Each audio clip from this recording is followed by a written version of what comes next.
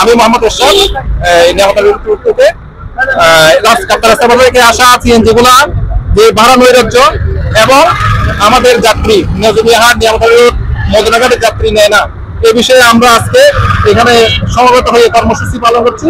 আমরা এই সিএনজি চালকদের একটা আর্গুমেন্টের নিচে আগামী বৃহস্পতিবারের মধ্যে যদি আমাদের দাবি মানা না হয়, আমরা শুক্রবারে ব্লকেট দিব। আমরা কর্মসূচি যদি আমাদের রাঙ্গুনিয়া কিংবা পাহাড়তলের গাড়িগুলো আমাদেরকে না নেয়, আমরা ওদেরকে মদনাঘাটের বাড়ি বাসা থেকে আমাদের মদনাঘাট পর্যন্ত আমাদের সিএনজি চলবে, ওদিকে সিএনজি ওদিক থেকে চলবে। এটা আমাদের, অথবা আমরা চাই মদনাঘাট থেকে আবারও সেই বড় গাড়িগুলো চালু হোক।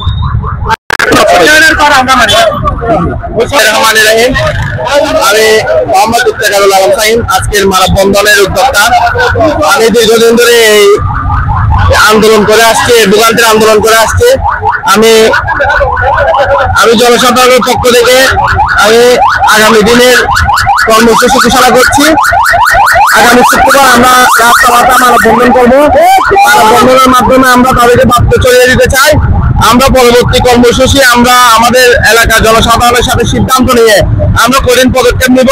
এবং আরো একটি কথা আমি স্পষ্ট বলতে চাই, এখানে যেহেতু রাস্তা মাথাতে ছাড় দেওয়া হয়েছে, আমরা কাপ্তাই রাস্তা মাথা থেকে চন্দ্রগোয়া পর্যন্ত ওই ছাড়ের বাইরে কেউ যদি বাড়তি বাড়ানে ওই চারটা বাতিল করতে হবে।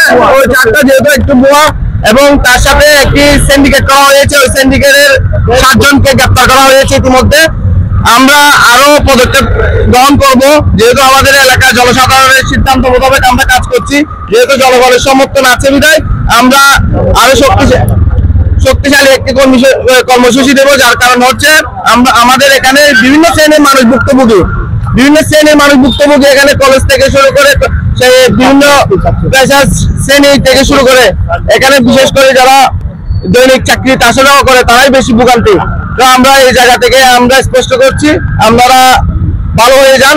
আপনারা আমাদের জনগণের যে ভোগান্তি না করে আমাদের নির্দিষ্ট ভাড়া আদায় করে আপনারা জনগণকে সেবা দেন। যদি আপনারা ব্যর্থ হন তাহলে আমরা কর্মসূচি দিতে বাধ্য হব। আমরা আগামী শুক্রবার আমরা কাপ্তাই রাস্তা মাথা একটি মানববন্ধন করবো। সবাইকে আসার জন্য অনুরোধ করছি। আজকে বিকাল 3টায়, আগামী শুক্রবার বিকাল 3টায় আপনারা কাপ্তাই রাস্তা মাথা আসবেন। আমরা এখানে উপস্থিত থেকে আমরা এটা জানান দিব। আর আজকের প্রোগ্রামের পক্ষ থেকে সবাইকে জানাই ধন্যবাদ।